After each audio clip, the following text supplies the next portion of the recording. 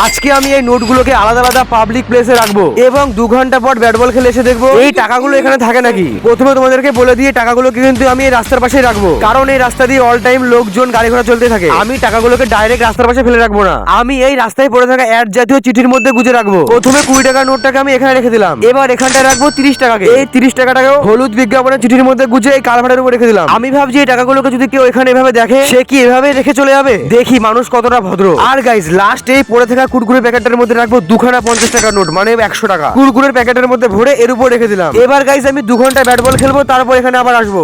2 ঘন্টা ধরে 4-6 মারার পর এখানটা এসে দেখি আমি যেখানটায় 20 টাকার নোটটা রেখেছিলাম সেখানে একজন টয়লেট করছে। পুরি চলে যাওয়ার পর আমি সঙ্গে সঙ্গে এসে দেখলাম 20 টাকার নোটটা যেভাবে ছিল সেভাবেই আছে এখানে। তার মানে ওই লোকটা এসব দিকে ধ্যান দেয়নি। সেকেন্ড 30 টাকা যেখানে রেখেছিলাম সেখানে এসে আমি পুরো অবাক, ওই চিঠিটাও নেই, টাকাগুলো এখানটায় নেই। তাই সঙ্গে সঙ্গে যেখানে 100 টাকা রেখেছিলাম সেখানে চলে আসলাম। এখানে এসে দেখছি কুরকুরের প্যাকেটটা আছে কিন্তু টাকাটা নেই, ধোঁকা।